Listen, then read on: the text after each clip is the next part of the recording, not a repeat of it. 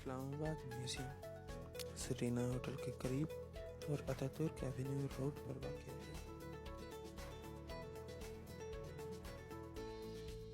जैसे ही आप इस म्यूजियम में दाखिल होंगे, आपको मुगलिया दौर और अंग्रेज़ों का जुल्म और सितम दाईं जानिब एक खाके की सूरत में नजर आएगा।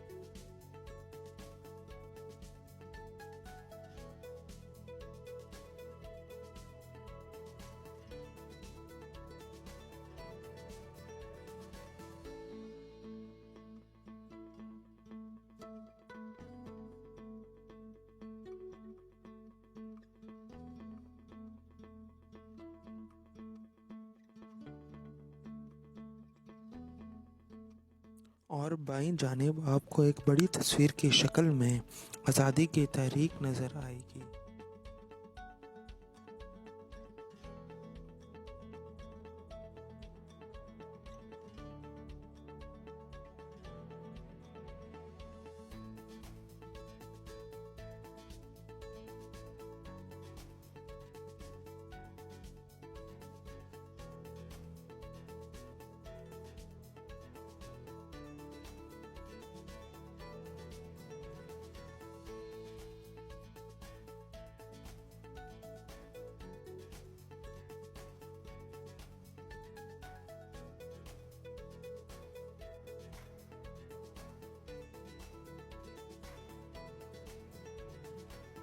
कोनों पर आपको निशानिया दर हासिल करने वाले और सर सैयद मेमोरियल सोसाइटी के फाउंडिंग मेंबर्स की तस्वीरें नजर आएंगी।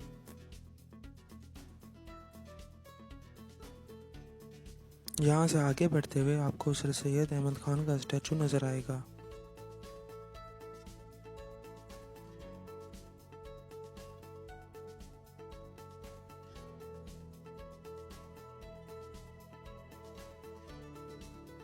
स्टैचू के लेफ्ट साइड पे इस्लामाबाद म्यूजियम है।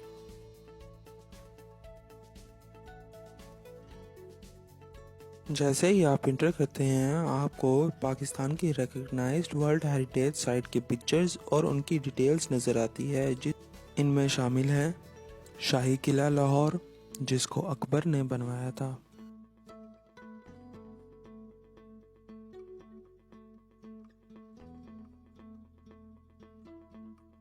ठट्टा में वाक़या मकली कब्रिस्तान और दूसरी मॉन्यूमेंटल बिल्डिंग्स।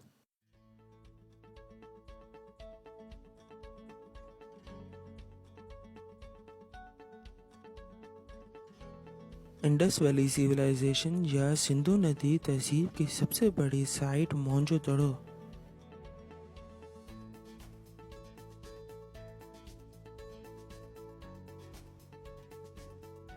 शालीमार बाग लाहौर।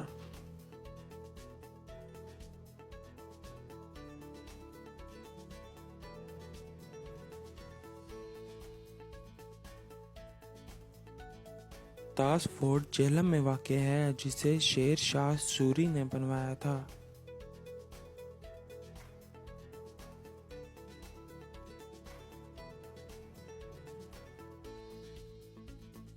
और आखिर में टक्सिला, जहां पर आपको बुद्ध मत की कदीम मोनेस्ट्रीज नजर आएंगी।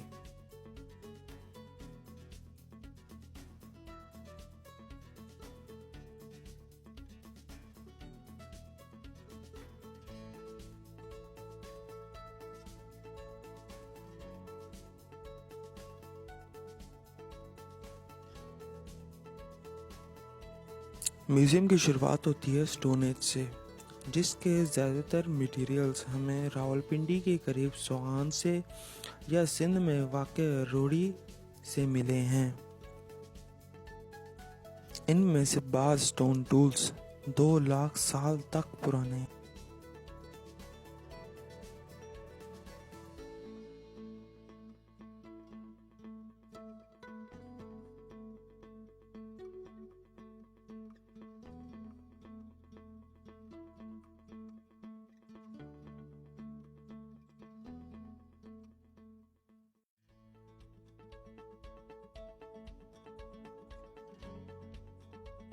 इसके बाद हमें बलूचिस्तान से मेहरगढ़ की तहजीब मिलती है, जो कि जनूबी एशिया में सबसे पुरानी तहजीब है। ये तब का ज़माना है जब लोगों ने घर बनाना शुरू किए और खेती बाड़ी करना शुरू की।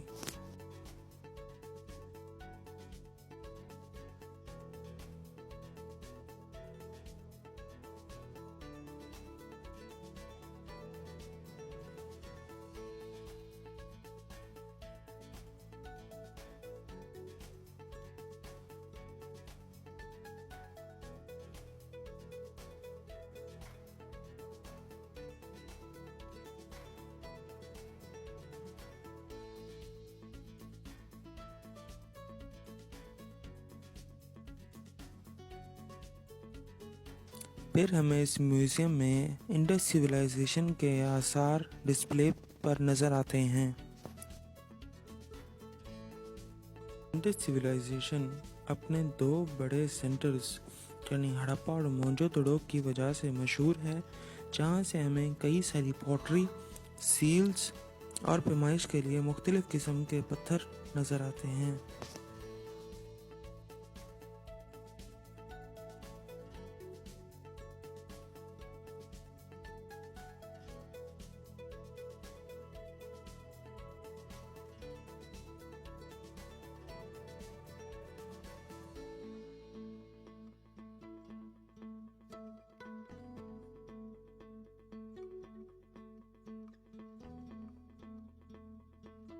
यहाँ पर गंधारा ग्रेव कल्चर के अर्न बुरियल्स और ग्रे कलर की पॉटरी भी मौजूद है। इसके साथ साथ डिश ऑन स्टैंड, ब्रॉन्ज के और टेराकोटा के फिगुरीन्स भी मौजूद हैं।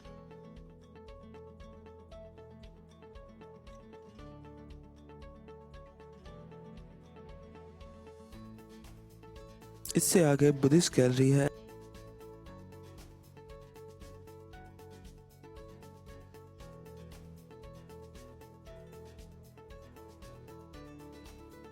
बुद्धिस्ट आर्ट एक स्कल्पचरल आर्ट है। इसमें ज़्यादातर बुद्धा की लाइफ को डिपिक्ट किया हुआ है, जैसे कि उसका बॉर्न सीन, डेथ सीन और teaching scenes.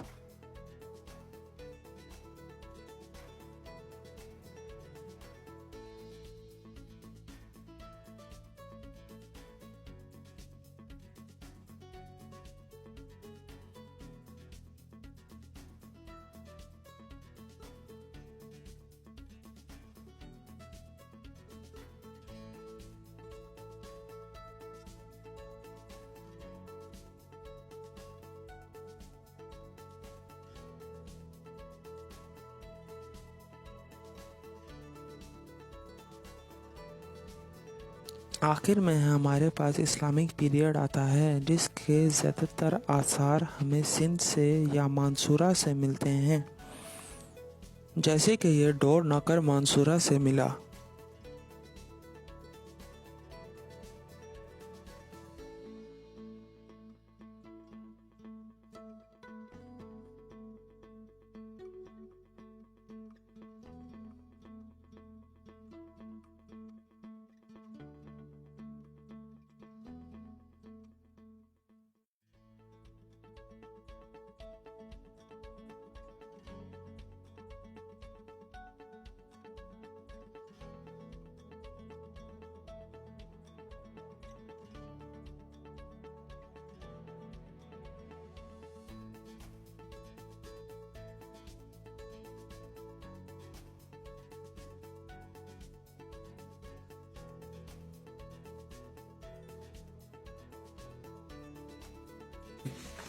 I am a curator of Islamabad Museum. I belong to Federal Department of Archaeology and Museums, and I am serving in the Department of Archaeology since 1994.